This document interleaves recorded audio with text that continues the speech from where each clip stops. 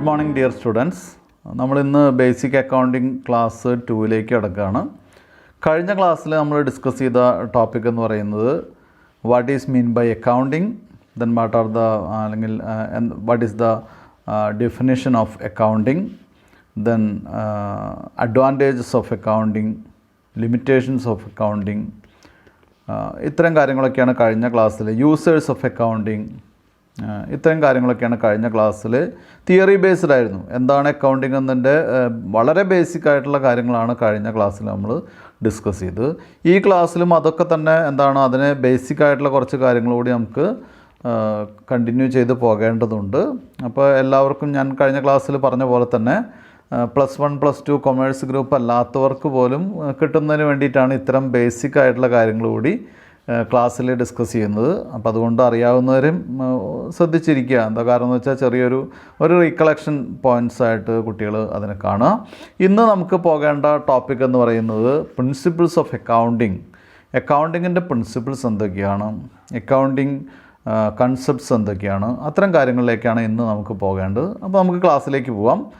What is mean by accounting principles? എന്താണ് accounting principles എന്ന് പറഞ്ഞാൽ? അപ്പോൾ ആദ്യം അക്കൗണ്ടിങ് പ്രിൻസിപ്പിൾസ് എന്താണെന്ന് നോക്കുന്നതിന് മുൻപ് തന്നെ, അല്ലെങ്കിൽ അപ്പോൾ തന്നെ നമ്മൾ ആലോചിക്കേണ്ടത് പ്രിൻസിപ്പിൾസിൻ്റെ ആവശ്യം എന്താണ്, അക്കൗണ്ടിങ് പ്രിൻസിപ്പിൾസിൻ്റെ നീഡ് എന്താണ്. അപ്പോൾ അക്കൗണ്ടിങ് പ്രിൻസിപ്പിൾസിൻ്റെ നീഡ് എന്താണെന്ന് വെച്ചാൽ അക്കൗണ്ടിങ് സ്റ്റേറ്റ്മെൻറ്റ്സ്, ഫിനാൻഷ്യൽ സ്റ്റേറ്റ്മെൻറ്റ്സ് ഒക്കെ ഉപയോഗിക്കുന്നവർ, അതായത് ക്രെഡിറ്റേഴ്സ്, അതുപോലെ തന്നെ എന്താണ് കസ്റ്റമേഴ്സ്, അതുപോലെ തന്നെ ഗവൺമെൻറ്, അതുപോലെ തന്നെ എന്താണ് മറ്റ് നമ്മുടെ ബാങ്കുകൾ, ഇങ്ങനെ ഇത് ഉപയോഗിക്കുന്ന ആളുകൾക്ക് വളരെ മീനിങ് ഫുള്ളായിട്ട് അണ്ടർസ്റ്റാൻഡബിളായിട്ട് വേണം നമുക്ക് എന്ത് പ്രസൻറ്റ് ചെയ്യാൻ, നമ്മുടെ ഫിനാൻഷ്യൽ സ്റ്റേറ്റ്മെൻറ്റ്സ് പ്രസൻറ്റ് ചെയ്യാൻ. അതായത് P&L account, profit and loss account, അതുപോലെ തന്നെ ബാലൻസ് ഷീറ്റ് പോലെയുള്ള സ്റ്റേറ്റ്മെൻറ്റ്സ് എല്ലാവർക്കും ഇത് ഉപയോഗിക്കുന്ന, അല്ലെങ്കിൽ ഇത് വായിക്കുന്ന, അല്ലെങ്കിൽ ഇത് ഫോളോ ചെയ്യുന്ന, അല്ലെങ്കിൽ ഇത് ചെക്ക് ചെയ്യുന്ന എല്ലാവർക്കും മനസ്സിലാക്കുന്ന രീതിയിൽ വേണം എന്ത് ചെയ്യാൻ, ഓരോ ബിസിനസ്സും അവരുടെ ഫിനാൻഷ്യൽ സ്റ്റേറ്റ്മെൻറ്റ്സ് പ്രിപ്പയർ ചെയ്യേണ്ടത്. അപ്പോൾ അതിൻ്റെ ഭാഗമായിട്ട് നമ്മുടെ നാട്ടിൽ ഒരുപാട് ടൈപ്പ് ഓഫ് ബിസിനസ് ഉണ്ട്, അല്ലേ?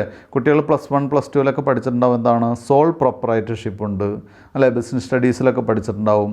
സോൾ പ്രൊപ്പറൈറ്റർഷിപ്പ് കഴിഞ്ഞ് പാർട്ട്ണർഷിപ്പ് ഫേംസ് ഉണ്ട്. പാർട്ട്ണർഷിപ്പ് ഫേംസിനേക്കാൾ വലിയ ഫേംസ് നമുക്ക് പ്രൈവറ്റ് ലിമിറ്റഡ് കമ്പനിയായിട്ടും പബ്ലിക് ലിമിറ്റഡ് കമ്പനിയായിട്ടൊക്കെ നമുക്ക് നമ്മുടെ നാട്ടിൽ കാണപ്പെടുന്നു. അപ്പോൾ ചെറിയ ബിസിനസ് തൊട്ട് വലിയ ബിസിനസ്സുകൾ വരെ നമ്മുടെ സൊസൈറ്റിയിലുണ്ട്. അപ്പോൾ ഇത്തരം ബിസിനസ്സുകൾക്കൊക്കെ തന്നെ നമ്മൾ ശ്രദ്ധിക്കുന്നൊരു കാര്യം എന്താണെന്ന് വെച്ചാൽ ഇതിൽ ഒരുപാട് പേര് ഇൻവോൾവ്ഡ് ആണ്. ഷെയർ ഹോൾഡേഴ്സ് എന്നുള്ള ഓണേഴ്സ് ഉണ്ട്, ക്രെഡിറ്റേഴ്സ് ഉണ്ട്, നമ്മുടെ സപ്ലയേഴ്സ് ഉണ്ട്, ബാങ്കുകളുണ്ട്, ഡിഫറെൻറ്റ് ലെൻഡിങ് സ്ഥാപനങ്ങളുണ്ട്. അപ്പോൾ ഇവർക്കൊക്കെ എന്താവശ്യമാണ്, നമ്മുടെ ഈ ഫിനാൻഷ്യൽ സ്റ്റേറ്റ്മെൻറ്റ്സ് ആവശ്യമാണ്. ഇവരൊക്കെ ഇതിൻ്റെ യൂസേഴ്സാണ്. അപ്പോൾ ഇത്തരം യൂസേഴ്സിന് ഒരു കമ്പയറബിലിറ്റി ഉണ്ടായിരിക്കണം. അതായത് ഒരുപാട് സ്ഥാപനങ്ങളുടെ അല്ലെങ്കിൽ ഒരേ ടൈപ്പ് സ്ഥാപനങ്ങൾ ഉണ്ടായിരിക്കാം. അതല്ലെങ്കിൽ ഒരു സ്ഥാപനത്തിന് തന്നെ എന്താണ് കുറച്ച് വർഷങ്ങളിലെ എന്താണ് accounting details, financial statements comparability ഉണ്ടായിരിക്കണം, അല്ലെങ്കിൽ കമ്പയർ ചെയ്യാൻ സാധിക്കണം. അപ്പോൾ അങ്ങനെ കമ്പയർ ചെയ്യാൻ സാധിക്കുന്ന ടൈപ്പിലായിരിക്കണം, അല്ലെങ്കിൽ തരത്തിലായിരിക്കണം നമ്മൾ എന്ത് ചെയ്യേണ്ടത്, ഈ ഫിനാൻഷ്യൽ സ്റ്റേറ്റ്മെൻറ്റ്സ് പ്രിപ്പയർ ചെയ്യേണ്ടത്. അപ്പോൾ അതിനവിടെ എന്ത് വേണം, അവിടെ there are some principles to എന്താണ് ഓർഡറൈസ്, അല്ലെങ്കിൽ എന്താണ് to control the accounting types or accounting system. അപ്പോൾ അതിന് വേണ്ടിയിട്ടാണ് നമ്മൾ എന്ത് ചെയ്യുന്നത്, സ്റ്റാൻഡേർഡ്സ് വേണമെന്ന് പറയുന്നത്. അപ്പോൾ ചുരുക്കി പറഞ്ഞാൽ നമുക്ക് എന്ത് പറയാം, the general rules or principles adopted in accounting are accounting principles. മനസ്സിലായല്ലോ? That is the general rules or principles adopted in accounting are called accounting principles. അതായത് അക്കൗണ്ടിങ്ങിൽ നമ്മൾ ഉപയോഗിക്കുന്ന ജനറൽ പ്രിൻസിപ്പിൾസും അതുപോലെ തന്നെ എന്താണ് റൂൾസൊക്കെയാണ് നമ്മൾ എന്തായിട്ട് ഇവിടെ പറയുന്നത്, അക്കൗണ്ടിങ് പ്രിൻസിപ്പിൾസ് എന്നുള്ള പേരിൽ നമ്മൾ പറയുന്നു. അപ്പോൾ ഇനി നമുക്ക് അക്കൗണ്ടിങ് പ്രിൻസിപ്പിൾ എന്താണെന്നുള്ള ചെറിയ ധാരണ കിട്ടി, എന്തിനു വേണ്ടിയിട്ടാണ് പ്രിൻസിപ്പിൾ കൊണ്ടുവരുന്നത് എന്ന് നമുക്ക് മനസ്സിലായി. ഇനി പറയുന്നത് എന്താ, the accounting principles are generally divided into 3 categories. ഈ അക്കൗണ്ടിങ് പ്രിൻസിപ്പിൾസ് സാധാരണഗതിയിൽ 3 കാറ്റഗറി ആയിട്ട് ഡിവൈഡ് ചെയ്തിരിക്കുന്നു. First one accounting postulates, then second one accounting concepts, then third one accounting conventions. അപ്പോൾ എന്താണ് അക്കൗണ്ടിങ് പോസ്റ്റുലേറ്റ്സ് നമുക്ക് നോക്കാം. Accounting postulates are the basic assumptions relating to the business environment. Accounting postulate എന്ന് പറയുന്നത് അത് ചില ബേസിക് അസംഷൻസ് ആണ്. എന്താണ് അസംഷൻ എന്ന് പറയുന്നത്? ആ അസംഷൻ ഉണ്ടെങ്കിലാണ് നമുക്ക് എന്ത് ചെയ്യാൻ സാധിക്കുള്ളൂ, ഈ അക്കൗണ്ടിങ് നമുക്ക് വർക്ക് ചെയ്യാൻ സാധിക്കുള്ളൂ. അപ്പോൾ അസംഷൻ എന്ന് പറയുന്നത് നമുക്ക് ബേസിക്കായിട്ട് ഉണ്ടായിരിക്കേണ്ട ഒരു കാഴ്ചപ്പാടാണ്, അല്ലെങ്കിൽ എന്താണ് അസംഷനാണ്. അങ്ങനെ ഒരു അസ്യൂം ചെയ്തിട്ട് മാത്രമേ നമുക്ക് എന്ത് ചെയ്യാൻ സാധിക്കുള്ളൂ, ഈ അക്കൗണ്ടിങ്ങിലേക്ക് നമുക്ക് വർക്ക് ചെയ്യാൻ സാധിക്കുള്ളൂ. അപ്പോൾ എന്തൊക്കെയാണ് പോസ്റ്റുലേറ്റ് എന്ന് നമുക്ക് നോക്കാം. എന്താണ് ജനറലി അക്കൗണ്ടിങ് പോസ്റ്റുലേറ്റ്സ് എന്തൊക്കെയാണ്? അപ്പോൾ അക്കൗണ്ടിങ് പോസ്റ്റുലേറ്റ്സ് എന്ന് പറഞ്ഞാൽ it is the basic assumption relating to the business environment എന്നാണ്. ബിസിനസ് എൻവയോൺമെൻറ്റായിട്ട് ബന്ധപ്പെട്ടുള്ള ബേസിക് അസംഷൻസിനെയാണ് നമ്മൾ എന്തായിട്ട് പറയുന്നത്, അക്കൗണ്ടിങ് പോസ്റ്റുലേറ്റ്സ് എന്ന് പറയുന്നത്. അപ്പോൾ എന്തൊക്കെ പോസ്റ്റുലേറ്റ്സ് ആണുള്ളത് നോക്കാം ആദ്യം നമുക്ക്. ഒന്ന്, business entity postulate. Business entity postulate. According to this assumption a business is treated as a separate entity distinct from its owner. അതായത് ഈ പോസ്റ്റുലേറ്റ് അനുസരിച്ച് ബിസിനസ്സിൻ്റെ ഓണറിൽ നിന്ന് വ്യത്യസ്തമായിട്ടുള്ള ഒരു നിലനിൽപ്പ് ഉണ്ട് എന്നുള്ള അസംഷനെയാണെന്ന് എന്തായിട്ട് പറയുന്നത്, സെപ്പറേറ്റ് എൻറ്റിറ്റി അല്ലെങ്കിൽ ബിസിനസ് എൻറ്റിറ്റി പോസ്റ്റുലേറ്റ് എന്ന് പറയുന്നു.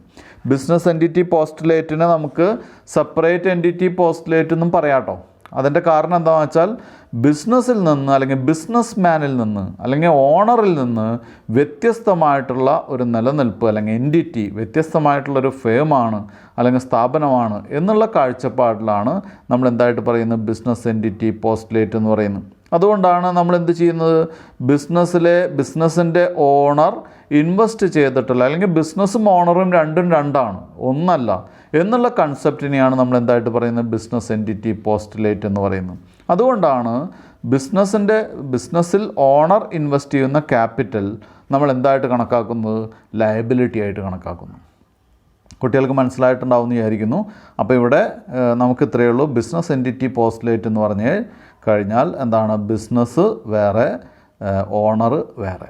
മനസ്സിലായല്ലോ? ഓണർ ഇൻവെസ്റ്റ് ചെയ്യുന്ന ക്യാപിറ്റൽ, ഓണർ സ്വന്തം ബിസിനസ്സിൽ ഇൻവെസ്റ്റ് ചെയ്യുന്ന ക്യാപിറ്റൽ ബിസിനസ്സിനെ സംബന്ധിച്ച് എന്താണ്, ലയബിലിറ്റിയാണ്, ബാധ്യതയാണ്, കൊടുത്തു തീർക്കാനുള്ള കടമാണ്.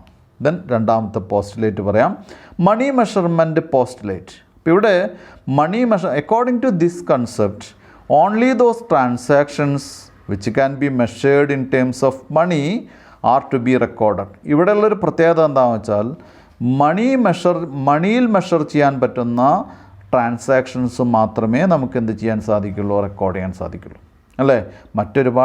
ഒരുപാട് കാര്യങ്ങൾ ഒരു ബിസിനസ്സായിട്ട് ബന്ധപ്പെട്ടുണ്ട്. എന്താണ്, വർക്കിംഗ് കണ്ടീഷനുണ്ട്, എംപ്ലോയീസിൻ്റെ എഫിഷ്യൻസി ഉണ്ട്.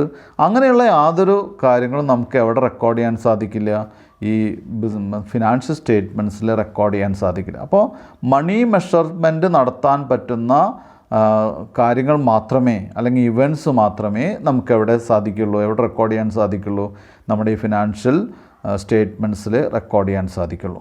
Third point, going concern postulate.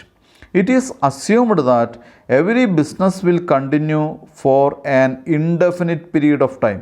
അതായത് നമ്മൾ അക്കൗണ്ട് പ്രിപ്പയർ ചെയ്യുമ്പോൾ എന്താണ്, ഈ ബിസിനസ് ഒരുപാട് നാളത്തേക്ക് എന്ത് ചെയ്യും, കണ്ടിന്യൂ ചെയ്യും എന്നുള്ള അസംഷനിലാണ് നമ്മൾ എന്ത് ചെയ്യുന്നത്, ബിസിനസ്സിൻ്റെ ഫിനാൻഷ്യൽ അക്കൗണ്ട്സ് പ്രിപ്പയർ ചെയ്യുന്നത്. അതായത് ഇപ്പോൾ ഒരു അസറ്റ് ഡിപ്രീസിയേഷൻ നടത്തുകയാണെങ്കിൽ നമ്മളിപ്പോൾ ഒരു ഫാൻ വാങ്ങി 1000 രൂപയ്ക്ക്, ഫാന് 10% ഡിപ്രീസിയേഷനാണ്. ലൈഫ് എന്ന് പറയുന്നത് ഏകദേശം 10 വർഷമാണെന്ന് വിചാരിക്കുക, അല്ലേ? അപ്പോൾ 1000 രൂപയ്ക്ക് വാങ്ങിയിട്ടുള്ള അസറ്റിന്, ഫാനിന് 10 വർഷമാണ് ലൈഫ് എന്നുണ്ടെങ്കിൽ അതിൻ്റെ ഡിപ്രീസിയേഷൻ കാണാൻ നമ്മൾ സാധാരണ ചെയ്യുന്ന ഒരു രീതി എന്ന് പറയുന്നത് 1000 രൂപയെ 10 കൊണ്ട് ലൈഫ് കൊണ്ട് ഡിവൈഡ് ചെയ്യും. അതായത് ഫാൻ വാങ്ങിയ കോസ്റ്റിനെ അതിൻ്റെ ലൈഫ് ഓഫ് ദ ഇയർ കൊണ്ട് ഡിവൈഡ് ചെയ്യും. അപ്പോൾ 1000നെ 10 കൊണ്ട് ഡിവൈഡ് ചെയ്യുമ്പോൾ എത്രയാണ് വരിക, 100 രൂപയാണ് ഒരു വർഷത്തേക്ക് നമ്മൾ ഡിപ്രീസിയേഷനായിട്ട് കണക്കാക്കുക, അല്ലേ? ഇനി 10 വർഷവും അതിലപ്പുറത്തേക്കും ബിസിനസ് ഉണ്ടാകും എന്നുള്ള കണക്കൂട്ടലിലാണ് അവിടെ എന്ത് ചെയ്യുന്നത്, ഈ ഡിപ്രീസിയേഷൻ കാണുന്നത്, അല്ലേ? സപ്പോസ് ഇപ്പോൾ നമുക്ക് 4 വർഷമേ വർക്ക് ചെയ്യാൻ പറ്റിയുള്ളൂ, എങ്ങനെയാണെങ്കിൽ നമ്മുടെ എന്താണ് കാൽക്കുലേഷൻ അവിടെ തെറ്റി. മനസ്സിലായല്ലോ? അപ്പോൾ ഇവിടെ ഗോയിങ് കൺസേൺ പോസ്റ്റുലേറ്റ് എന്ന് പറയുന്നത് നമ്മൾ എന്ത് ചെയ്യുന്നു, കണ്ടിന്യൂസ് ആയിട്ട് ബിസിനസ് ഒരു ഇൻഡെഫിനിറ്റ് പീരീഡിലേക്ക് ബിസിനസ് ഉണ്ടാകും എന്നുള്ളൊരു അസംഷനിലാണ് എന്ത് ചെയ്യുന്നത്, ബിസിനസ് അല്ലെങ്കിൽ ഫിനാൻഷ്യൽ സ്റ്റേറ്റ്മെൻറ്റ്സ് പ്രിപ്പയർ ചെയ്യുന്നത്. ആ പോസ്റ്റുലേറ്റിനെയാണ് ഗോയിങ് കൺസേൺ പോസ്റ്റുലേറ്റ് എന്ന് പറയുന്നത്. നാലാമത്തെ പോയിൻ്റ്, അക്കൗണ്ടിങ് പീരീഡ് പോസ്റ്റുലേറ്റ്. മനസ്സിലായല്ലോ? അക്കൗണ്ടിങ് പീരീഡ് പോസ്റ്റുലേറ്റ് എന്ന് പറഞ്ഞാൽ നോർമലി ഒരു ബിസിനസ്സിൻ്റെ അക്കൗണ്ട് ഒരു വർഷത്തേക്കാണ് അല്ലേ. സാധാരണ ഏപ്രിൽ 1 മുതൽ മാർച്ച് 31 വരെയുള്ള ഫിനാൻഷ്യൽ ഇയറാണ് ഒരു വർഷമായിട്ട് കണക്കാക്കുന്നതും. നമ്മൾ എന്ത് ചെയ്യുന്നു, നമ്മുടെ ഫിനാൻഷ്യൽ ഇയറാണ് നമ്മൾ എന്തായിട്ട് കണക്കാക്കുന്നത്, അക്കൗണ്ടിങ് പീരീഡായിട്ട് കണക്കാക്കുന്നു. അല്ലെങ്കിൽ എന്താണ്, ഫിനാൻഷ്യൽ സ്റ്റേറ്റ്മെൻറ്റിൻ്റെ പീരീഡ് എന്ന് പറഞ്ഞാൽ അതെന്താണ്, ഏപ്രിൽ 1 മുതൽ മാർച്ച് 31 വരെയുള്ള ഒരു വർഷത്തിനെയാണ് നമ്മൾ അക്കൗണ്ടിങ് പീരീഡായിട്ട് കണക്കാക്കുന്നത്. ആ അക്കൗണ്ടിങ് പീരീഡായിട്ട് കണക്കാക്കുന്നതിനെയാണ് എന്തായിട്ട് പറയുന്നത്, അക്കൗണ്ടിങ് പീരീഡ് പോസ്റ്റുലേറ്റ് എന്ന് പറയുന്നത്. അഞ്ചാമത്തെ പോയിൻ്റ്, പ്രോപ്പർട്ടി റൈറ്റ് പോസ്റ്റുലേറ്റ്. മനസ്സിലായല്ലോ? Property right postulate. അപ്പോൾ എന്താണ്, നമ്മുടെ കയ്യിലുള്ള പ്രോപ്പർട്ടീസിൻ്റെ റൈറ്റ് എന്ന് പറഞ്ഞാൽ അതിൻ്റെ അവകാശം നമ്മുടെ കയ്യിലാണ്. അത് നമുക്ക് എന്ത് ചെയ്യാനുള്ള റൈറ്റ് ഉണ്ട്, അത് മറ്റൊരു എൻറ്റിറ്റിക്കോ മറ്റൊരു പാർട്ടിക്കോ ഹാൻഡ് ഓവർ ചെയ്യാനുള്ള, അല്ലെങ്കിൽ എന്താണ്, അതിൻ്റെ വാല്യൂ കൈപ്പറ്റി ഹാൻഡ് ഓവർ ചെയ്യാനുള്ള റൈറ്റും നമുക്കുണ്ട്. ആ റൈറ്റിനെയാണ് നമ്മൾ എന്തായിട്ട് പറയുന്നത്, പ്രോപ്പർട്ടി റൈറ്റ് പോസ്റ്റുലേറ്റ് എന്ന് പറയുന്നത്. അപ്പോൾ ഇവിടെ അക്കൗണ്ടിങ് പോസ്റ്റുലേറ്റ് നമുക്ക് നേരത്തെ പറഞ്ഞു, നമ്മൾ അക്കൗണ്ടിങ് പ്രിൻസിപ്പിൾസിനെ പ്രധാനമായിട്ടും നമുക്ക് 3 കാറ്റഗറി ആയിട്ട് ഡിവൈഡ് ചെയ്യാം. 1 accounting postulate, 2 accounting concepts, 3 accounting conventions.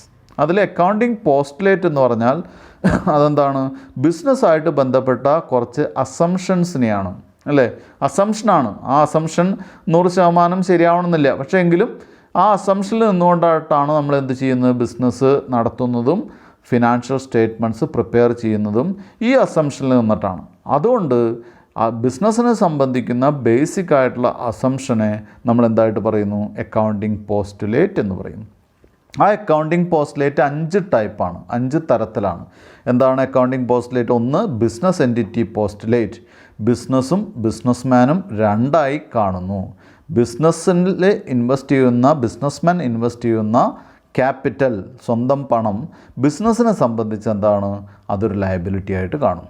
മനസ്സിലായല്ലോ? എന്നാലാണ് പ്രോഫിറ്റ് എലിമെൻറ്റ് കൃത്യമായിട്ട് എന്ത് ചെയ്യാൻ സാധിക്കുള്ളൂ, ഏൺ ചെയ്യാൻ സാധിക്കുള്ളൂ. അതുകൊണ്ടാണ് ബിസിനസ് നടത്തിക്കൊണ്ടു പോകുന്ന ബിസിനസ്മാൻ അദ്ദേഹത്തിൻ്റെ സാലറി എവിടെ നിന്ന് എഴുതിയെടുക്കുന്നത്, ബിസിനസ്സിൽ നിന്ന് സാലറി ഒരു എക്സ്പെൻസായിട്ട് കണക്കാക്കിയാലാണ് റിയൽ പ്രോഫിറ്റ് നമുക്കറിയാൻ സാധിക്കുള്ളൂ. അപ്പോൾ അതെന്തുകൊണ്ടാണ്, ബിസിനസ് വേറെ ബിസിനസ്മാൻ വേറെ എന്നുള്ള കൺസെപ്റ്റിനെയാണ് നമ്മൾ ബിസിനസ് എൻറ്റിറ്റി കൺസെപ്റ്റ് അല്ലെങ്കിൽ പോസ്റ്റുലേറ്റ് എന്ന് പറയുന്നത്. കൺസെപ്റ്റ് അല്ല, പോസ്റ്റുലേറ്റ് എന്ന് പറയുന്നു. 2 മണി മെഷർമെൻറ്റ് പോസ്റ്റുലേറ്റ്, അതായത് പണം കൊണ്ട് അളക്കാൻ പറ്റുന്ന, മണി മെഷർ ചെയ്യാൻ പറ്റാവുന്ന, മണി മോഡിൽ മെഷർ ചെയ്യാൻ പറ്റാവുന്ന ഇവൻറ്റ്സ് മാത്രമേ, എന്താണ്, ട്രാൻസാക്ഷൻസ് മാത്രമേ നമ്മളിവിടെ റെക്കോർഡ് ചെയ്യുള്ളൂ. 3 ഗോയിങ് കൺസേൺ പോസ്റ്റുലേറ്റ്, ഇതൊരു ഇൻഡെഫിനിറ്റ് പീരീഡിലേക്ക് കണ്ടിന്യൂ ചെയ്യുമെന്നുള്ള ഒരു വിശ്വാസം, ഒരു അസംഷൻ. അക്കൗണ്ടിങ് പീരീഡ് പോസ്റ്റുലേറ്റ്, ഇത് കൃത്യമായിട്ട് അസംഷൻ അല്ലാതെ കൃത്യമാണ്. എന്താണ്, 12 മാസത്തേക്കാണ്, ഒരു വർഷത്തേക്കാണ് അക്കൗണ്ടിങ് പീരീഡായിട്ട് കണക്കാക്കുന്നത്. നെക്സ്റ്റ് പ്രോപ്പർട്ടി റൈറ്റ് പോസ്റ്റുലേറ്റ്, പ്രോപ്പർട്ടിയുടെ റൈറ്റ് കൈയാളാനും അവകാശപ്പെടാനും അത് ട്രാൻസ്ഫർ ചെയ്യാനുള്ള റൈറ്റ്. ഇനി അടുത്ത് അക്കൗണ്ടിങ് കോൺസെപ്റ്റ്സ് ആണ്. Accounting concepts are those assumptions and conditions upon which accounting principles are based. Accounting principles base ചെയ്തിട്ടുള്ള ചില അസംഷൻസും കണ്ടീഷൻസിനെയാണ് നമ്മൾ എന്തായിട്ട് പറയുന്നത്, അക്കൗണ്ടിങ് കൺസെപ്റ്റ്സ് എന്ന് പറയുന്നത്. എന്തൊക്കെയാണെന്ന് നോക്കാം നമുക്ക്. First point, cost concept. Cost concept എന്ന് പറയുന്നത്, according to this concept all transactions are recorded in the cost price. എല്ലാ ട്രാൻസാക്ഷൻസും നമ്മൾ റെക്കോർഡ് ചെയ്യുന്ന കോസ്റ്റ് പ്രൈസിലാണ്. അല്ലെങ്കിൽ എന്താണ്, എല്ലാ ട്രാൻസാക്ഷൻസും നമ്മൾ റെക്കോർഡ് ചെയ്യുന്ന ആക്ച്വൽ പ്രൈസിലാണ്. അതിന് ചില മാറ്റങ്ങളൊക്കെ ഉണ്ട്, പക്ഷേ എങ്കിലും ഇപ്പോൾ സ്റ്റോക്കിൻ്റെ കാര്യത്തിലൊക്കെ ചില ചേഞ്ചസ് ഒക്കെ ഉണ്ട്. എങ്കിലും നമ്മൾ മനസ്സിലാക്കേണ്ടത്, ഫോർ എക്സാമ്പിൾ നമ്മളിപ്പോൾ ഒരു മെഷീനറി പർച്ചേസ് ചെയ്തു. ഒരു മെഷീനറി നമ്മൾ വാങ്ങിയത് 5 ലക്ഷം രൂപയ്ക്കാണ്. പക്ഷേ മാർക്കറ്റിൽ അതിൻ്റെ വില 6 ലക്ഷം രൂപയാണ്. നമുക്ക് കുറച്ച് ഡിസ്കൗണ്ടൊക്കെ കിട്ടി. അല്ലെങ്കിൽ നമ്മൾ വാങ്ങിയ സമയത്ത് 5 ലക്ഷം രൂപയാണ് ആ മെഷീനറിയുടെ വില അല്ലേ. ഒരു വർഷം കഴിഞ്ഞപ്പോഴേക്കും അതിൻ്റെ വില 7 ലക്ഷം രൂപയായിട്ട് മാറി. പക്ഷേ എങ്കിലും നമ്മുടെ ബുക്കിൽ അതിൻ്റെ വാല്യൂ എത്ര തന്നെയായിരിക്കും, വാങ്ങിയ സമയത്ത് 5 ലക്ഷവും അതിനുശേഷം അതിൻ്റെ ഡിപ്രീസിയേഷൻ തേയ്മാനം കുറച്ചിട്ടുള്ള എമൗണ്ടുമാണ് നമ്മൾ എന്തായിട്ട് കണക്കാക്കുന്നത്, അതിൻ്റെ വാല്യൂ ആയിട്ട് കണക്കാക്കുന്നു. ഒരിക്കലും നമ്മൾ മാർക്കറ്റ് വാല്യൂ എന്ത് ചെയ്യുന്നില്ല, റെക്കോർഡ് ചെയ്യുന്നില്ല. അതിൽ ചില മാറ്റങ്ങളൊക്കെ വന്നിട്ടുണ്ട് കേട്ടോ. IFRS ഒക്കെ വന്നപ്പോൾ ഒരുപാട് ചേഞ്ചസ് ഒക്കെ ഈ ഏരിയയിൽ വന്നിട്ടുണ്ട്. എങ്കിലും ബേസിക് ആയിട്ടുള്ള കൺസെപ്റ്റിൽ മാറ്റമില്ല. കുട്ടികൾ മനസ്സിലാക്കേണ്ടത് കോസ്റ്റ് കൺസെപ്റ്റ് എന്ന് പറഞ്ഞാൽ വാങ്ങിയ വിലയ്ക്കാണ് നമ്മൾ എന്ത് ചെയ്യുന്നത്, അസറ്റ്സ് ആയാലും മറ്റ് ട്രാൻസാക്ഷൻസ് ആയാലും റെക്കോർഡ് ചെയ്യുന്നു. 2, dual aspect concept. Dual aspect concept എന്ന് പറഞ്ഞാൽ എന്ത് കാര്യത്തിനും 2 വശമുണ്ട് എന്ന് പറയുന്ന പോലെ തന്നെ ഇവിടെയും ട്രാൻസാക്ഷൻസിന് പ്രധാനമായിട്ടും 2 ആസ്പെക്റ്റ് ഉണ്ട്. ഒന്ന് റിസീവിങ് ആസ്പെക്റ്റ് ആൻഡ് 2 എന്താണ്, ഗിവിങ് ആസ്പെക്റ്റ്. മനസ്സിലായല്ലോ? റിസീവിങ് ആസ്പെക്റ്റും ഉണ്ട്, അതുപോലെ തന്നെ ഗിവിങ് ആസ്പെക്റ്റും ഉണ്ട്. നമുക്കതിനെ ഡീറ്റെയിൽ ആയിട്ട് പഠിക്കാം. ഫോർ എക്സാമ്പിൾ ഇവിടെ പറയുന്നത് എന്താണെന്ന് വെച്ചാൽ എന്താണ്, 2 രീതിയിൽ നമ്മൾ എന്ത് ചെയ്യുന്നു, ഇത് റെക്കോർഡ് ചെയ്യുന്നു. ഫോർ എക്സാമ്പിൾ ഒരു പേഴ്സൺ, ഒരു ബിസിനസ്മാൻ, അയാൾ എന്ത് ചെയ്യുന്നു, ക്യാപിറ്റൽ കൊണ്ടുവന്ന് എന്ത് ആരംഭിച്ചു, അയാളുടെ ബിസിനസ് ആരംഭിച്ചു അല്ലേ. അപ്പോൾ ക്യാപിറ്റൽ കൊണ്ടുവന്ന് ക്യാപിറ്റൽ ഇൻവെസ്റ്റ്മെൻറ്റ് നടത്തിയപ്പോൾ അത് അസറ്റാണ്. എന്താ കാരണം, ക്യാഷ് കിട്ടി ബിസിനസ്സിന്. അപ്പോൾ അസറ്റ് സൈഡിൽ എന്ത് വന്നു, അസറ്റ് റിസീവ് ചെയ്തു. അതേസമയം തന്നെ ആ അസറ്റ്, ആ ക്യാഷ് റിസീവ് ചെയ്തിട്ടുള്ള ക്യാഷ് ബിസിനസ്സിനെ സംബന്ധിച്ചിടത്തോളം എന്താണ്, ലയബിലിറ്റിയാണ്.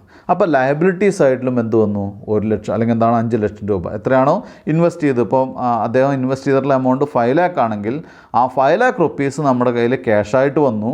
അതേസമയം തന്നെ ആ 5 lakh rupees എന്തായിട്ടും വന്നു, ലയബിലിറ്റി ആയിട്ട്. ആ ബിസിനസ്മാനെ 5 ലക്ഷം rupees കൊടുക്കാനുണ്ട്, അപ്പോൾ അത് ലയബിലിറ്റിയാണ്. അദ്ദേഹത്തിൻ്റെ 5 ലക്ഷം രൂപ ക്യാഷായിട്ട് നമ്മുടെ ബിസിനസ്സിലുണ്ട്, അതൊരു അസറ്റാണ്. അപ്പോൾ ഇങ്ങനെ ഡ്യുവൽ ആസ്പെക്റ്റ് കൺസെപ്റ്റ് എന്ന് പറഞ്ഞു കഴിഞ്ഞാൽ എല്ലാ ട്രാൻസാക്ഷനും ഡ്യുവൽ ആസ്പെക്റ്റിലാണ് എന്ത് ചെയ്യുന്നത്, നമ്മൾ റെക്കോർഡ് ചെയ്യുന്നത് കേട്ടോ. അതുകൊണ്ടാണ് നമ്മൾ എന്ത് ചെയ്യുന്നത്, total capital is equal to assets minus liabilities അല്ലേ. അത് നമുക്ക് പിന്നീട് പഠിക്കാം. ഇപ്പോൾ പറഞ്ഞാൽ അറിയാത്തവർക്ക് കൺഫ്യൂഷൻ ആവും. അപ്പോൾ അതുകൊണ്ട് പിന്നീട് പഠിക്കാം. 2 ആസ്പെക്റ്റ് ഉണ്ടെന്ന് മാത്രം മനസ്സിലാക്കാം. 3, റിയലൈസേഷൻ കൺസെപ്റ്റ്. റിയലൈസേഷൻ കൺസെപ്റ്റ് എന്ന് പറഞ്ഞാൽ നമുക്കറിയാം എന്താണ്, നമ്മൾ വിൽക്കുന്ന അല്ലെങ്കിൽ എന്താണ് സെയിലോ അല്ലെങ്കിൽ സെയിൽ ഓഫ് ഗുഡ്സോ സെയിൽ ഓഫ് സർവീസസ് ഒക്കെ നടത്തി കഴിഞ്ഞാൽ നമുക്ക് ക്യാഷ് കിട്ടുന്നു. ആ ക്യാഷ് കിട്ടുന്നതിനെയാണ് നമ്മൾ എന്തായിട്ട് പറയുന്നത്, റിയലൈസേഷൻ കൺസെപ്റ്റ് എന്ന് പറഞ്ഞാൽ. പക്ഷേ റിയലൈസേഷൻ കൺസെപ്റ്റിൽ കുറച്ചുകൂടി ബ്രോഡായിട്ട് പറയുന്നത്, നമ്മളൊരു സെയിൽ നടത്തി 10,000 രൂപയുടെ അല്ലേ. സെയിൽ നടത്തിയത് മെയ് 1-ാം തീയതിയാണ് അല്ലെങ്കിൽ മെയ് 2-ാം തീയതിയാണ് സെയിൽ നടത്തിയത്. മെയ് 2 മെയ്യിൽ നമ്മൾ സെയിൽ നടത്തി. ദെൻ നമുക്ക് പൈസ കിട്ടുന്നത് ജൂണിലാണ് അല്ലേ. അപ്പോൾ ജൂണിൽ പൈസ കിട്ടുന്നു, അല്ലെങ്കിൽ ജൂണും കഴിഞ്ഞ് ജൂലൈയിൽ ക്യാഷ് നമുക്ക് കിട്ടുന്നു. പക്ഷേ നമ്മുടെ സെയിൽ നടന്ന മെയ് 2-ാം തീയതി തന്നെ ക്യാഷ് റിയലൈസ് ചെയ്തതായിട്ട് നമ്മൾ എന്ത് ചെയ്യുന്നു, ട്രീറ്റ് ചെയ്യുന്നു. മനസ്സിലായല്ലോ? ഈ കൺസെപ്റ്റിനെ ആണ് നമ്മൾ എന്തായിട്ട് പറയുന്നത്, റിയലൈസേഷൻ കൺസെപ്റ്റ് എന്ന് പറയുന്നത്. മനസ്സിലായല്ലോ? അപ്പോൾ ഇവിടെ ശരിക്കും പറഞ്ഞാൽ എന്താണ്, റവന്യൂ റെക്കഗ്നൈസ് ചെയ്യുക എന്നുള്ള കൺസെപ്റ്റിനെയാണ് റിയലൈസേഷൻ കൺസെപ്റ്റ് എന്ന് പറയുന്നത്.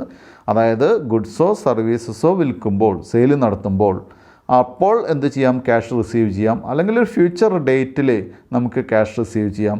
2 ആയാലും അവിടെ എന്ത് നടക്കുന്നുണ്ട്, ക്യാഷ് റിസീവ് ചെയ്യുന്ന കാര്യം നടക്കുന്നുണ്ട്.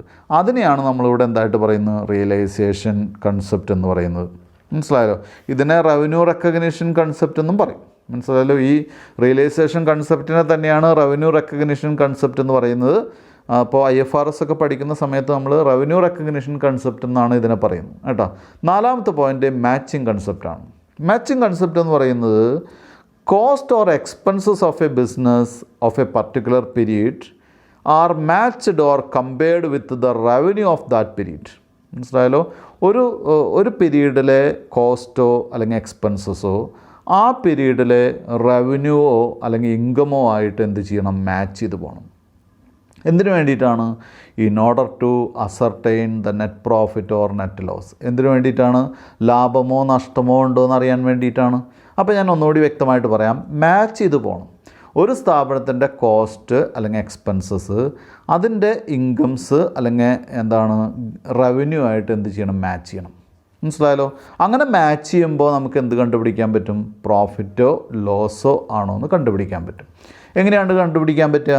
റവന്യൂ കൂടുതൽ അല്ലെങ്കിൽ എന്താണ് എക്സസ് ഓഫ് എന്താണ് revenue over expenses are treated as profit. അതായത് നമുക്ക് വന്നിട്ടുള്ള എക്സ്പെൻസസിനേക്കാൾ കൂടുതൽ ഇൻകം വരികയാണെങ്കിൽ അല്ലേ? നമുക്ക് 500 രൂപ എക്സ്പെൻസസ് വന്നു, പക്ഷേ നമുക്ക് കിട്ടുന്ന ഇൻകം എന്ന് പറയുന്നത് 700 രൂപയാണ്, അല്ലേ? അപ്പോൾ അവിടെ പ്രോഫിറ്റാണ്. എക്സ്പെൻസ് 500 രൂപ, നമുക്ക് എന്ത് ചെയ്യണം? നമ്മുടെ ഇൻകം ആയിട്ടുള്ള 700 രൂപയിൽ നിന്ന് എക്സ്പെൻസ് 500 രൂപ കുറച്ചാൽ കിട്ടുന്ന 200 രൂപ എന്ന് പറയുന്നത് നമ്മുടെ പ്രോഫിറ്റാണ്, അല്ലേ? അത് തന്നെ നമുക്ക് നേരെ തിരിച്ചു പറഞ്ഞാലോ, നമുക്ക് വന്നിട്ടുള്ള എക്സ്പെൻസ് 1000 രൂപയാണ്, പക്ഷേ നമുക്ക് കിട്ടിയിട്ടുള്ള ഇൻകം എന്ന് പറയുന്നത് 900 രൂപയാണ്. അപ്പോൾ 900 രൂപയിൽ നിന്ന് 1000 രൂപ കുറയ്ക്കുമ്പോൾ നമുക്ക് എത്ര കിട്ടും? 100 രൂപ ലോസാണ്. ഇതിനെയാണ് നമ്മൾ എന്തായിട്ട് പറയുന്നത്? മാച്ചിങ് കൺസെപ്റ്റ് എന്ന് പറയുന്നത്. അപ്പോൾ ഒരു സ്ഥാപനത്തിൻ്റെ എക്സ്പെൻസസ് ആ സ്ഥാപനത്തിൻ്റെ റവന്യൂ ആയിട്ട് എന്ത് ചെയ്തു പോകണം? മാച്ച് ചെയ്തു പോകണം. റവന്യൂ കൂടുതലും എക്സ്പെൻസ് കുറവാണെങ്കിൽ അവിടെ പ്രോഫിറ്റാണ്.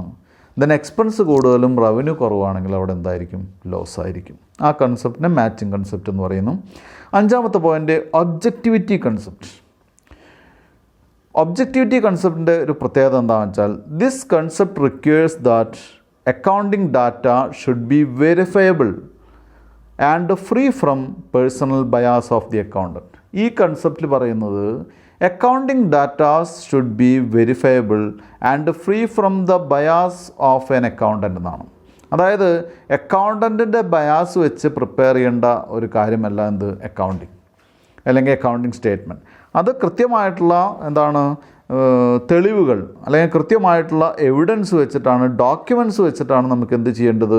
അത് വെരിഫൈ ചെയ്ത് എഴുതേണ്ടത് അല്ലെങ്കിൽ പ്രിപ്പയർ ചെയ്യേണ്ടത്.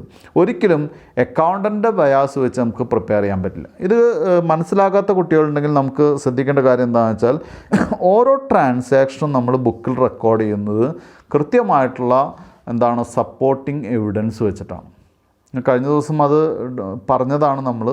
ഇപ്പോൾ നമ്മൾ പർച്ചേസസ് ഗുഡ്സ് വർത്ത് ₹1,00,000, അതായത് 1,00,000 രൂപയ്ക്ക് ഗുഡ്സ് പർച്ചേസ് ചെയ്തു, അല്ലേ? ആ എൻട്രി നമ്മൾ റെക്കോർഡ് ചെയ്യപ്പോഴാണ് ആ പർച്ചേസ് ചെയ്തിട്ടുള്ളതിൻ്റെ എന്താണ് ഇൻവോയ്സ് നമ്മുടെ കയ്യിൽ കിട്ടുമ്പോഴാണ് ഒരു ഫേം എന്ത് ചെയ്യുന്നത്? അത് റെക്കോർഡ് ചെയ്യുന്നു. അപ്പോൾ അവിടെ ഡോക്യുമെൻ്ററി എവിഡൻസ് ഉണ്ട്, അല്ലേ? ഇനി പറയുന്നു അതിന് ആ പർച്ചേസസിന് നമുക്ക് ഫ്രൈറ്റ് വന്നു, ലോറി ഫ്രൈറ്റ് വന്നു. എറണാകുളത്തുള്ള ഒരു സപ്ലയറുടെ കയ്യിൽ നിന്ന് തൃശ്ശൂരുള്ള നമ്മുടെ സ്ഥാപനത്തിലേക്ക് കൊണ്ടുവരാൻ ലോറി ഫ്രൈറ്റ് വന്നു. അതും നമ്മൾ എന്ത് ചെയ്യുന്നു? തൊട്ട് താഴെ പർച്ചേസസിൻ്റെ എക്സ്പെൻസ് തന്നെയാണ്, അതിനോട് ചേർത്ത് കാണിക്കേണ്ടതാണ്. തൊട്ട് താഴെ എഴുതി എന്താണ്? ലോറി ഫ്രൈറ്റ് എത്രയാണ്? 1000 രൂപ, അല്ലേ? അപ്പോൾ സാധാരണ എറണാകുളത്തു നിന്ന് വരുമ്പോൾ 1000 രൂപയാണ് മേടിക്കാറ്, അല്ലെങ്കിൽ എന്താണ് 900 രൂപയാണ് മേടിക്കാറ്, അല്ലെങ്കിൽ 800 രൂപയാണ് മേടിക്കാറ് എന്ന് അക്കൗണ്ടൻറ്റിന് അറിയാം, അല്ലേ? അത് വിചാരിച്ച് നമുക്ക് 800 രൂപ എഴുതി വയ്ക്കാൻ പറ്റുമോ? പറ്റില്ല. അവിടെ നമ്മൾ എന്ത് ചെയ്യണം? അതാണ് ബയാസ് എന്ന് പറയുന്നത്. അക്കൗണ്ടൻറ്റിൻ്റെ എന്താണ് അദ്ദേഹത്തിൻ്റെ ഓർമ്മയിൽ നിന്ന്, അല്ലെങ്കിൽ അദ്ദേഹത്തിൻ്റെ പരിചയത്തിൽ നിന്ന്, അല്ലെങ്കിൽ അദ്ദേഹത്തിൻ്റെ എക്സ്പീരിയൻസിൽ നിന്ന് എടുത്ത് എഴുതുന്നതല്ല ഫിനാൻഷ്യൽ അക്കൗണ്ടിങ്. അതിന് കൃത്യമായിട്ടുള്ള ഡോക്യുമെൻ്ററി എവിഡൻസ് അവിടെ നിർബന്ധമാണ്. അതുകൊണ്ടാണ് ആ കൺസെപ്റ്റിനെയാണ് എന്തായിട്ട് പറയുന്നത്? ഒബ്ജക്റ്റിവിറ്റി കൺസെപ്റ്റ് എന്ന് പറയുന്നത്. അപ്പോൾ ഇതിൽ അക്കൗണ്ടിങ് കൺസെപ്റ്റിൽ നമ്മൾ 5 പോയിൻ്റ് തന്നെയാണ് പഠിച്ചത്. കോസ്റ്റ് ഞാൻ ഒന്നുകൂടി റിപ്പീറ്റ് ചെയ്യാം. കോസ്റ്റ് കൺസെപ്റ്റ് എന്ന് പറയുന്നത് എന്താണ്? നമ്മൾ പർച്ചേസ് ചെയ്യുന്ന അസറ്റുകളും മറ്റ് കാര്യങ്ങളൊക്കെ ബുക്കിൽ റെക്കോർഡ് ചെയ്യുന്നത് കോസ്റ്റ് പ്രൈസിലോ അല്ലെങ്കിൽ അത് ആ കോസ്റ്റ് പ്രൈസിലാണ്, അല്ലെങ്കിൽ എന്താണ് ആ കോസ്റ്റ് പ്രൈസിനെ പറയുന്ന മറ്റൊരു പേര് ആക്ച്വൽ പ്രൈസിലാണ്. വാങ്ങിയ വിലയ്ക്കാണ് നമ്മൾ റെക്കോർഡ് ചെയ്യുന്നത്. അതുകൊണ്ടാണ് അതിനെ കോസ്റ്റ് കൺസെപ്റ്റ് എന്ന് പറയുന്നത്. 2 ഡ്യുവൽ ആസ്പെക്റ്റ് കൺസെപ്റ്റ്. എന്തിനേയും നമ്മൾ 2 ആസ്പെക്റ്റിൽ കാണുന്നു, അല്ലേ? നമുക്ക് ഞാൻ നേരത്തെ പറഞ്ഞത് എന്താണ്? ഒരു പേഴ്സൺ, ഒരു ബിസിനസ്മാൻ അദ്ദേഹത്തിൻ്റെ ബിസിനസ്സിലേക്ക് ക്യാപിറ്റൽ കൊണ്ടുവരുന്നു, അല്ലേ? ക്യാപിറ്റൽ കൊണ്ടുവരുമ്പോൾ നമ്മൾ എന്ത് ചെയ്യുന്നു? അത് റിസീവ് ചെയ്യുന്നു. റിസീവിങ് ആസ്പെക്റ്റ് അവിടെ വന്നു. അതിനെ ക്യാപിറ്റലിനെ ക്യാഷാക്കി നമ്മൾ അസറ്റ് സൈഡിൽ എഴുതി വെച്ചു. ഇനി അതിനൊരു അടുത്തൊരു ആസ്പെക്റ്റ് ഉണ്ട്. എന്താണ്? അത് ലയബിലിറ്റിയാണ്. അത് ഗിവിങ് ആസ്പെക്റ്റാണ്. അതായത് ലയബിലിറ്റി ആൾക്ക് അദ്ദേഹത്തിന് കൊടുക്കാനുണ്ട്, അപ്പോൾ തന്നെ നമ്മൾ ലയബിലിറ്റി ആയിട്ട് ട്രീറ്റ് ചെയ്തു. ആ ബിസിനസ്മാന് നമ്മൾ എന്ത് ചെയ്യണം? ഈ പൈസ കൊടുക്കാനുണ്ട്, കടമാണത്, ലയബിലിറ്റിയാണ്. ക്യാപിറ്റലാണെന്നാണ് പറഞ്ഞിട്ടാണ് എഴുതുക, പക്ഷേ ലയബിലിറ്റി സൈഡിലാണ്. അത് ബിസിനസ് എന്തായിട്ട് ട്രീറ്റ് ചെയ്യുന്നു? ലയബിലിറ്റി ആയിട്ട് ട്രീറ്റ് ചെയ്യുന്നു. ഇനി അതിനെയാണ് നമ്മൾ ഡ്യുവൽ ആസ്പെക്റ്റ് കൺസെപ്റ്റ് എന്ന് പറയുന്നത്. 2 രീതിയിൽ, അല്ലെങ്കിൽ ഒരു കാര്യത്തിന് 2 രീതിയിൽ എന്ത് ചെയ്യുന്നു? 2 ആസ്പെക്റ്റിൽ നമ്മൾ കാണുന്നു, റെക്കോർഡ് ചെയ്യുന്നു. 3 റിയലൈസേഷൻ കൺസെപ്റ്റ്, അല്ലേ? റിയലൈസേഷൻ കൺസെപ്റ്റ് എന്ന് പറയുന്നത് നമ്മൾ ഗുഡ്സ് സെയിൽ നടത്തുമ്പോഴോ സർവീസസ് റെൻഡർ ചെയ്യുമ്പോഴോ ഇമ്മീഡിയറ്റ് ആയിട്ടോ അല്ലെങ്കിൽ ഒരു ഫ്യൂച്ചർ ഡേറ്റിലോ അല്ലെങ്കിൽ ഒരു കോൺട്രാക്റ്റ് അനുസരിച്ചിട്ടോ അല്ലെങ്കിൽ അതിനേക്കാൾ മുൻപോ, ഈ ട്രാൻസാക്ഷൻ നടക്കുന്നതിന് തൊട്ട് മുൻപോ ഒക്കെ ആയിട്ട് നമുക്ക് ക്യാഷ് കിട്ടും, അല്ലേ? അപ്പോൾ അവിടെ നിർബന്ധമായിട്ടൊരു കാര്യമുണ്ട്. എന്താണ്? ട്രാൻസാക്ഷൻസ് നടക്കുന്നു, അതിനെപ്പോഴെങ്കിലും അതിന് മുൻപോ അതിന് ശേഷമോ അല്ലെങ്കിൽ അപ്പോഴോ ഒക്കെ ക്യാഷ് റിയലൈസ് ചെയ്യുന്നു. അങ്ങനെ ക്യാഷ് റിയലൈസ് ചെയ്യുന്ന കാരണം കൊണ്ടാണ് അതിനെ റിയലൈസേഷൻ കൺസെപ്റ്റ് എന്ന് പറയുന്നത്. അതല്ലെങ്കിൽ എന്താണ് റവന്യൂ റെക്കഗ്നിഷൻ കൺസെപ്റ്റ് എന്ന് പറയുന്നു. 4 മാച്ചിങ് കൺസെപ്റ്റ്. മാച്ചിങ് കൺസെപ്റ്റ് എന്ന് പറയുന്നത് ഒരു ബിസിനസ്സിൻ്റെ ഇൻകം അതിൻ്റെ എക്സ്പെൻസായിട്ട് മാച്ച് ചെയ്യണം. ഇൻകം എക്സ്പെൻസായിട്ട് മാച്ച് ചെയ്താലാണ് നമുക്ക് അവിടെ പ്രോഫിറ്റ് ഉണ്ടോ എന്നറിയുള്ളൂ. ഇൻകമാണ് കൂടുതൽ, എക്സ്പെൻസാണ് കുറവെങ്കിൽ അവിടെ പ്രോഫിറ്റ് ഉണ്ട്. ഇൻകം കുറവും എക്സ്പെൻസ് കൂടുതലാണെങ്കിൽ അവിടെ എന്തായിരിക്കും? ലോസ് ആയിരിക്കും. ആ കൺസെപ്റ്റിനെയാണ് matching concept. 5 objectivity concept. Objectivity concept എന്ന് പറഞ്ഞാൽ എന്താണ്? Accounting is the record of data, അല്ലെങ്കിൽ accounting data should be verifiable. Accounting data എന്ന് പറയുന്നത് എന്താണ്? വെരിഫയബിൾ ആയിരിക്കണം. And not from the bias of the accountant.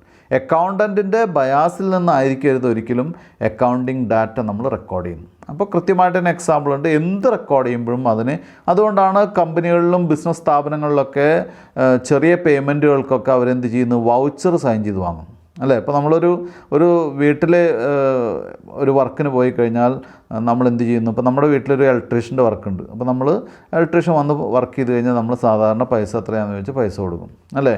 ഇതൊരു സ്ഥാപനത്തിൽ പോയി കഴിഞ്ഞാൽ അവരെന്ത് ചെയ്യും? പൈസ തരും, പക്ഷെ അവരെന്ത് ചെയ്യും? ഒരു വൗച്ചറിൽ അദ്ദേഹത്തിൻ്റെ പേരും ഇതൊക്കെ എഴുതി സൈനൊക്കെ വാങ്ങും. അതായത് അതൊരു എവിഡൻസാണ്, ഡോക്യുമെൻ്ററി എവിഡൻസാണ്. ഈ എവിഡൻസ് വെച്ചിട്ടാണ് അവർക്ക് എന്ത് ചെയ്യാൻ സാധിക്കുള്ളൂ? അത് അക്കൗണ്ട് ചെയ്യാൻ സാധിക്കുള്ളൂ. അപ്പോൾ ഒരിക്കലും ആ ഡോക്യുമെൻ്ററി എവിഡൻസ് ഇല്ലാതെ ഒരിക്കലും റെക്കോർഡ് ചെയ്യാൻ സാധിക്കില്ല. ആ കൺസെപ്റ്റിനെയാണ് ഒബ്ജക്റ്റിവിറ്റി കൺസെപ്റ്റ് എന്ന് പറയുന്നത്. അടുത്തത് 3rd കാറ്റഗറിയാണ് അക്കൗണ്ടിങ് കൺവെൻഷൻസ് ആണ്.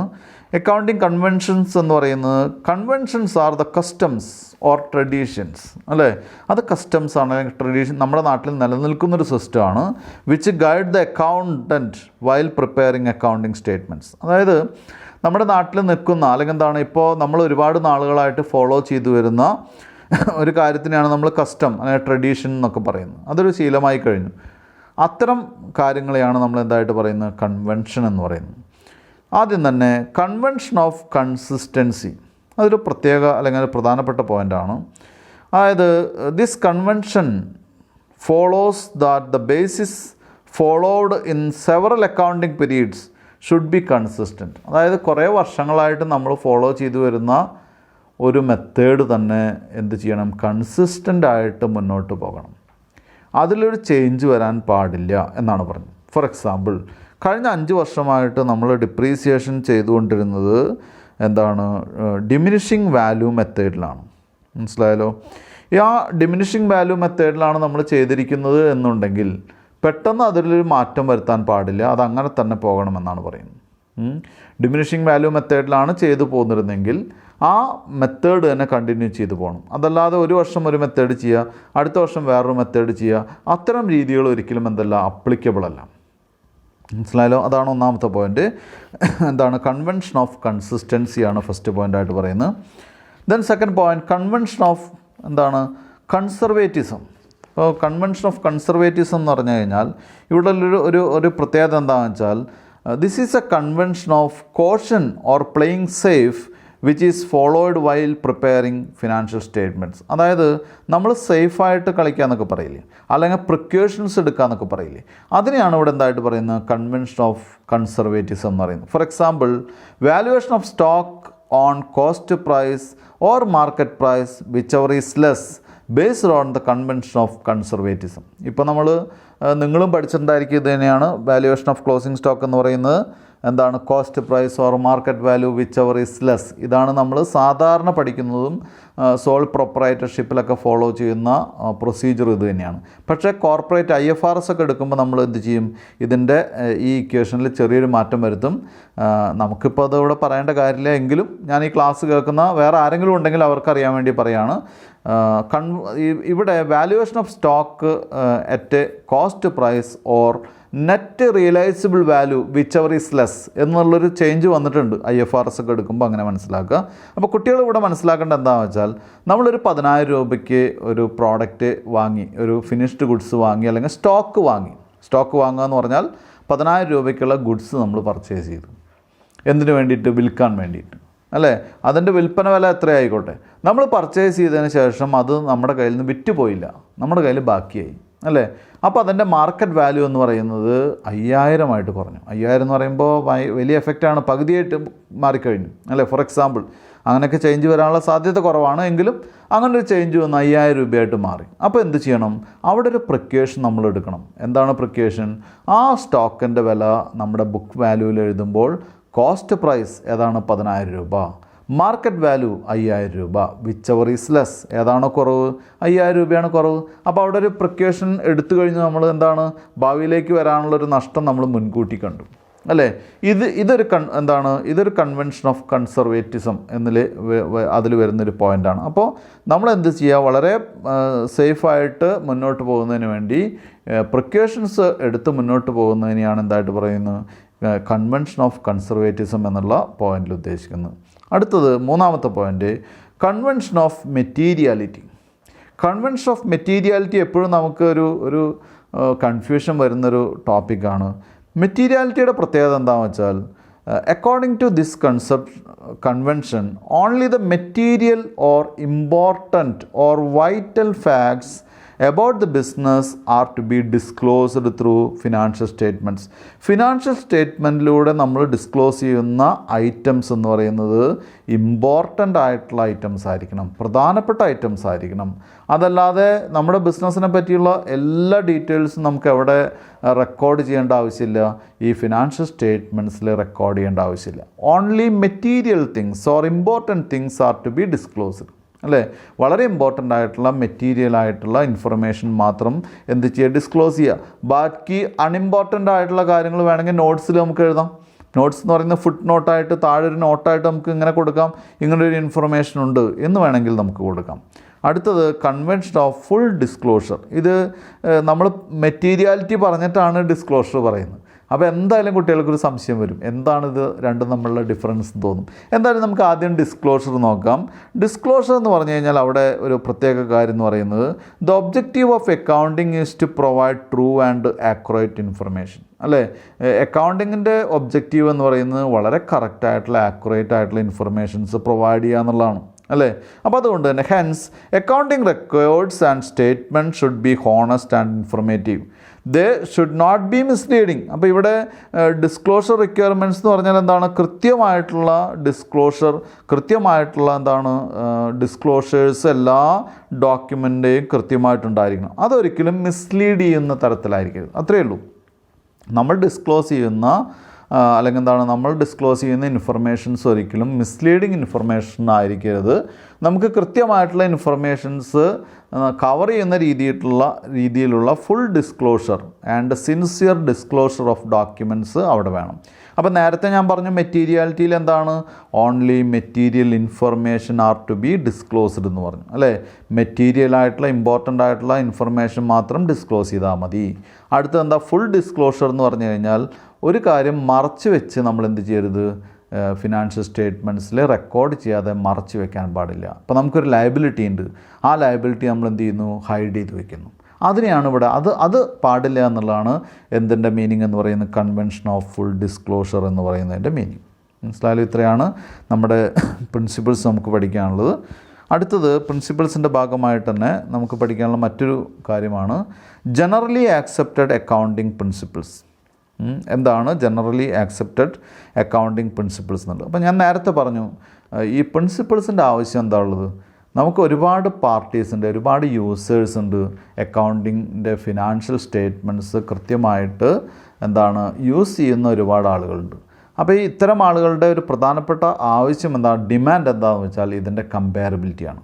അതായത് ഓരോ ഫേമിലും വ്യത്യസ്ത ഫിനാൻഷ്യൽ സ്റ്റേറ്റ്മെൻറ്റ്സ് സിസ്റ്റം ആണെങ്കിൽ നമുക്കൊരിക്കലും എന്ത് ചെയ്യാൻ പറ്റില്ല? കമ്പയർ ചെയ്യാൻ പറ്റില്ല. ഇപ്പോൾ നമ്മുടെ നാട്ടിൽ തന്നെ ഗവൺമെൻറ് റൂൾസും റെഗുലേഷൻസും അക്കൗണ്ടിങ് പ്രിൻസിപ്പിൾസൊക്കെ ഉണ്ട്. ഒരു സിസ്റ്റം ഓഫ് ബിസിനസ്സിനെ ഈ രീതിയിൽ മാത്രമേ കൃത്യമായിട്ടുള്ള ഫോർമാറ്റിൽ മാത്രമേ എന്ത് ചെയ്യാൻ പാടുള്ളൂ? P&L അക്കൗണ്ടും ബാലൻസ് ഷീറ്റൊക്കെ പ്രിപ്പയർ ചെയ്യാൻ പാടുള്ളൂ. അപ്പോൾ അതിൻ്റെ അത്യാവശ്യമുള്ള കാരണം കൊണ്ട് തന്നെ കമ്പാരിസൺ ഒരു വളരെ ഇമ്പോർട്ടൻ്റ് ആണ്. അത് ഇൻട്രാ ഫേം കമ്പാരിസൺ ആവാം, ഇൻ്റർ ഫേം കമ്പാരിസൺ ആവാം അല്ലേ? മറ്റ് ഫേമുകളായിട്ട് കമ്പയർ ചെയ്യാം. എന്താണ് നമ്മുടെ തന്നെ സ്വന്തം ഫേമിലെ തന്നെ കുറച്ച് വർഷങ്ങളിലെ റെക്കോർഡ്സൊക്കെ കമ്പയർ ചെയ്യണമെങ്കിൽ കൃത്യമായിട്ടുള്ള പ്രിൻസിപ്പിൾസ് അവിടെ ഉണ്ടായിരിക്കണം. അതിൻ്റെ ഭാഗമായിട്ട് എന്താണ് റൂൾസും റെഗുലേഷൻസും ഗൈഡ് ലൈൻസൊക്കെ നമുക്ക് ആവശ്യമുണ്ട്. The set of conventions, rules and procedures is called generally accepted accounting principles. അങ്ങനെയുള്ളൊരു സെറ്റ് ഓഫ് റൂൾസ്, റെഗുലേഷൻസ്, കൺവെൻഷൻസൊക്കെ ചേർന്നിട്ടുള്ള എന്താണ് ഒരു റൂൾസ് ആൻഡ് റെഗുലേഷൻസിനെയാണ് നമ്മൾ എന്തായിട്ട് പറയുന്നത്, generally accepted accounting principles or GAAP എന്ന് പറയുന്നത്. Thus, a set of rules, conventions, standards and procedures established for reporting financial information are known as GAAP or generally accepted accounting principles. ഞാൻ ഒന്നുകൂടി പറയാം. A set of rules, conventions, standards and procedures established for reporting financial information are known as generally accepted accounting principles. അല്ലേ, ഒരു group of എന്താണ് conventions, rules, standards, procedures establish ചെയ്യുന്നു. എന്തിനു വേണ്ടിയിട്ടാണ്? Financial information report ചെയ്യാൻ വേണ്ടി. അതിനെയാണ് നമ്മൾ എന്തായിട്ട് പറയുന്നത്, ഗ്യാപ്പ് എന്ന് പറയുന്നത്. അല്ലേ, the GAAP are the building blocks of the accounting language. GAAP generally accepted accounting പ്രിൻസിപ്പിളാണ് ഈ അക്കൗണ്ടിങ് ലാംഗ്വേജിൻ്റെ ബിൽഡിംഗ് ബ്ലോക്സ് എന്ന് പറയുന്നത്. അപ്പോൾ ഇതിന് കേടുപറ്റിക്കഴിഞ്ഞാൽ പിന്നെന്താണ്, അത് അതിൻ്റെ ബേസ്മെൻറ്റാണ്. ബേസ്മെൻറ്റ് കൃത്യമായാലാണ് നമുക്കറിയാലോ അതിന് മുകളിലേക്ക് നമുക്ക് ബിൽഡിംഗ് ഉയർത്താൻ സാധിക്കുള്ളൂ. അപ്പോൾ അക്കൗണ്ടിങ് എന്ന് പറയുന്ന ഫിനാൻഷ്യൽ സ്റ്റേറ്റ്മെൻറ്റ്സ് എന്ന് പറയുന്ന അക്കൗണ്ടിങ് ലാംഗ്വേജിൻ്റെ ബേസ്മെൻ്റ് ആണ്, അല്ലെങ്കിൽ പില്ലേഴ്സ് ആണ് എന്തെന്ന് പറയുന്നത്, ഗ്യാപ്പ് എന്ന് പറയുന്നത്, ജനറലി ആക്സെപ്റ്റഡ് അക്കൗണ്ടിങ് പ്രിൻസിപ്പിൾസ് എന്ന് പറയുന്നത്. അപ്പോൾ അത്രയും ഇമ്പോർട്ടൻസ് അതിനുണ്ട്. ഇനി നമുക്ക് പഠിക്കാനുള്ള accounting standards, meaning of accounting standards പോലെയുള്ള കാര്യങ്ങളാണ്. ദെൻ അതിനോട് കൂടി തന്നെ നമുക്ക് അക്കൗണ്ടിങ് സ്റ്റാൻഡേർഡ്സ്, മീനിങ്, അതുപോലെ തന്നെ നീഡ് ഫോർ അക്കൗണ്ടിങ് സ്റ്റാൻഡേർഡ്സ് ഉണ്ട്. അപ്പോൾ ഈ അക്കൗണ്ടിങ് സ്റ്റാൻഡേർഡ്സ് ബോർഡ് ഉണ്ട്. ഇതൊക്കെ നമുക്ക് തിയറി ബേസ്ഡ് ആണ്. അപ്പോൾ നമുക്ക് ചെറുതായിട്ടൊന്ന് അതെന്ത് ചെയ്യാം, അത് ചെറിയ രീതിയിലൊന്ന് ഡിസ്കസ് ചെയ്യാം. വലിയ രീതിയിൽ നമുക്ക് എടുത്തു പോയാൽ നമുക്ക് എത്താൻ സാധിക്കില്ല, തിയറി ബേസ് ആയതുകൊണ്ട് തന്നെ. അപ്പോൾ ഇവിടെ നമുക്ക് ചെയ്യാൻ പറ്റുന്ന കാര്യം എന്ന് പറയുന്നത്, ഇന്ത്യയിലെ അക്കൗണ്ടിങ് സ്റ്റാൻഡേർഡ്സിൻ്റെ ആരംഭം എന്ന് പറയുന്നത് വളരെ പഴക്കമുള്ള ഒരു കാര്യമാണ്. ഒരുപാട് മുന്നേ തന്നെ ഇന്ത്യയിൽ അക്കൗണ്ടിങ് സ്റ്റാൻഡേർഡ്സ് കൊണ്ടുവരുന്നതിന് വേണ്ടി ഇന്ത്യൻ ഇൻസ്റ്റിറ്റ്യൂട്ട് ഓഫ് ചാർട്ടേഡ് അക്കൗണ്ടൻസിൻ്റെ അവർ മുൻകൈ എടുത്ത് അക്കൗണ്ടിങ് സ്റ്റാൻഡേർഡ്സ് ബോർഡ് എന്നുള്ളൊരു ബോഡി ഫോം ചെയ്തു. Accounting standards board to prepare or to organise different standards to regulate the accounting works. അതായത് അക്കൗണ്ടിങ് വർക്കോ അക്കൗണ്ടിങ് ഫിനാൻഷ്യൽ സ്റ്റേറ്റ്മെൻറ്റ്സ് ഒക്കെ റെഗുലേറ്റ് ചെയ്യാൻ വേണ്ടി, അതിനെ ഡയറക്ഷൻസ് പ്രൊവൈഡ് ചെയ്യാൻ വേണ്ടി, അതും അല്ലെങ്കിൽ പുതിയ അക്കൗണ്ടിങ് സ്റ്റാൻഡേർഡ്സ് ഒക്കെ ഡെവലപ്പ് ചെയ്യുന്നതിന് വേണ്ടി ഇന്ത്യയിൽ വളരെ മുന്നേ തന്നെ അക്കൗണ്ടിങ് സ്റ്റാൻഡേർഡ്സ് ബോർഡ് എന്ന് പറയുന്ന ഒരു ബോഡി പ്രിപ്പയർ ചെയ്തു, ആര് മുൻകൈ എടുത്ത് ഉണ്ടാക്കി? ഇൻസ്റ്റിറ്റ്യൂട്ട് ഓഫ് ചാർട്ടേഡ് അക്കൗണ്ടൻസ് അവരാണ് ഇതിന് മുൻകൈ എടുത്ത്. അതിൻ്റെ ഭാഗമായിട്ട് അതിന് നല്ലൊരു സപ്പോർട്ട് ഗവൺമെൻറ് ഓഫ് ഇന്ത്യയുടെ ഭാഗത്തുനിന്നുണ്ടായി. Ministry of corporate affairs, that is MCA, അതിന് വേണ്ട നിർദ്ദേശങ്ങളൊക്കെ കൊടുത്തു. അപ്പോൾ ഈ അക്കൗണ്ടിങ് സ്റ്റാൻഡേർഡ്സ് ബോർഡ് എന്ന് പറയുന്നത് ഒരു വലിയ ബോഡിയാണ്, ബ്രോഡ് ബോഡിയാണ്. അതിൽ ഗവൺമെൻറ് ഓഫ് ഇന്ത്യയുടെ നോമിനീസ് ഉണ്ട്, സെബിയുടെ നോമിനീസ് ഉണ്ട്, ചാർട്ടേഡ് അക്കൗണ്ടൻസിൻ്റെ നോമിനീസ് ഉണ്ട്, കോസ്റ്റ് ആൻഡ് വർക്ക് അക്കൗണ്ടൻസിൻ്റെ നോമിനീസ് ഉണ്ട്, AG's ഓഫീസിൽ നിന്നുള്ള നോമിനീസ് ഉണ്ട്. അങ്ങനെ ഒരുപാട് ആളുകൾ ഇതുമായിട്ട് കോർപ്പറേറ്റ് മേഖലയിൽ നിന്നുള്ള ആളുകളുണ്ട്. അങ്ങനെ ഒരുപാട് ആളുകൾ എന്ത് ചെയ്യുന്നു, ഈ അക്കൗണ്ടിങ് സ്റ്റാൻഡേർഡ് ബോഡിയിൽ മെമ്പറാവുകയും അവർ എന്നിട്ട് എന്ത് ചെയ്തു, ഒരുപാട് അക്കൗണ്ടിങ് സ്റ്റാൻഡേർഡ്സ് കൃത്യമായിട്ടുള്ള ഡ്രാഫ്റ്റൊക്കെ ഉണ്ടാക്കി കൃത്യമായിട്ടുള്ള സ്റ്റാൻഡേർഡ്സൊക്കെ പ്രൊവൈഡ് ചെയ്യുന്നു. അങ്ങനെ സ്റ്റാൻഡേർഡ്സ് പ്രൊവൈഡ് ചെയ്ത് അത് MCAക്ക് അവർ ഹാൻഡ് ഓവർ ചെയ്യും, MCAക്ക് ഡയറക്റ്റ് ചെയ്യും. MCA അത് മിനിസ്ട്രി ഓഫ് കോർപ്പറേറ്റ് അഫയേഴ്സ് അത് കൃത്യമായിട്ട് അനൗൺസ് ചെയ്യും. അങ്ങനെയാണ് നമ്മുടെ നാട്ടിലെ നിലനിന്നിരുന്നത് അക്കൗണ്ടിങ് സ്റ്റാൻഡേർഡ്സ് ആദ്യമായിട്ട് ഉണ്ടായിരുന്നത്. ഇന്ത്യൻ സ്റ്റാൻഡേർഡ്സ്, ഒരുപാട് അക്കൗണ്ടിങ് സ്റ്റാൻഡേർഡ്സ് ഉണ്ട്. പക്ഷേ ഒരു കുറേ വർഷങ്ങൾക്ക് ശേഷം 90s ഇത് ഒരുപാട് തുടർന്നു. അതിനുശേഷം നമുക്ക് ഇപ്പോൾ ഈ അടുത്ത് വന്നിട്ടുള്ള ഡെവലപ്മെൻറ്റ് കൂടി ഞാൻ പെട്ടെന്ന് പറഞ്ഞ് പോവാണ് ഹിസ്റ്ററി പറയുമ്പോൾ. അതിനുശേഷം 2011 ഇൻ്റർനാഷണൽ ഫിനാൻഷ്യൽ റിപ്പോർട്ടിംഗ് സ്റ്റാൻഡേർഡ്സ്, അതായത് ഇൻ്റർനാഷണലി സെക്കൻഡ് വേൾഡ് വാറിനൊക്കെ ശേഷം ഗ്ലോബലൈസേഷൻ്റെയും ലിബറലൈസേഷൻ്റെയൊക്കെ ഭാഗമായിട്ട് ഒരുപാട് ഇൻവെസ്റ്റ്മെൻറ്റ്സ് രാജ്യത്തെങ്ങും ഡെവലപ്പ് ചെയ്തു. ഇന്ത്യയിൽ മാത്രമല്ല വിദേശത്തും പല ഭാഗങ്ങളിലും. അതായത് ഗ്ലോബലൈസേഷൻ്റെ ഭാഗമായിട്ട് ലോകം ഒരു ഗ്ലോബൽ വില്ലേജ് എന്നുള്ള രീതിയിലേക്ക് ചുരുങ്ങി, അല്ലേ? ചുരുങ്ങിയെന്ന് പറയുമ്പോൾ വലിയ ബൃഹത്തായി, പക്ഷേ നമുക്ക് ഒരു സിംഗിൾ മാർക്കറ്റ് എന്നുള്ള രീതിയിലേക്ക് കൺവേർട്ട് ചെയ്തപ്പോൾ ഒരു സ്റ്റാൻഡേർഡൈസ്ഡ് അക്കൗണ്ടിങ് പോളിസിയുടെ ഇമ്പോർട്ടൻസ് വളരെ അത്യാവശ്യമായി. എല്ലാ രാജ്യങ്ങളിലും ഏത് സ്ഥലത്ത് പോയാലും ഏത് സ്ഥലത്തുള്ള ഇൻവെസ്റ്റേഴ്സിനായാലും ഏത് സ്ഥലത്തേക്ക് നമുക്ക് ഇൻവെസ്റ്റ് ചെയ്യാനും അവിടെയുള്ളവർക്ക് മനസ്സിലാക്കാനും അല്ലെങ്കിൽ വേൾഡിലെ എല്ലാ രാജ്യങ്ങളിലുള്ള ആളുകൾക്ക് മനസ്സിലാക്കാവുന്ന തരത്തിലുള്ള ഒരു standardised form of accounting standards വേണം എന്നുള്ള ഒരു സംവിധാനത്തിൻ്റെ ഭാഗമായിട്ട് 2011 അതിനെ മുൻപ് തന്നെ ലോകരാജ്യങ്ങൾ ആദ്യം തന്നെ ഒരു 100 രാജ്യങ്ങൾ അതിനുവേണ്ടി ശ്രമിച്ചു. അതിൻ്റെ ഭാഗമായിട്ടൊക്കെയാണ് ഡെവലപ്പ് ചെയ്ത് വന്നിട്ടുള്ളത്. നമുക്ക് പിന്നീടൊരു അവസരത്തിൽ IFRS പഠിക്കുമ്പോൾ കൃത്യമായിട്ട് പഠിക്കാം. നമ്മുടെ നാട്ടിൽ 2011 മുതൽ അത് ഇംപ്ലിമെൻറ്റ് ചെയ്യാൻ തീരുമാനിച്ചു, പക്ഷേ എന്തോ കാരണം കൊണ്ട് നടന്നില്ല. 2015 ministry of corporate affairs MCA ministry of corporate affairs 2015 ഇങ്ങനെ ഒരു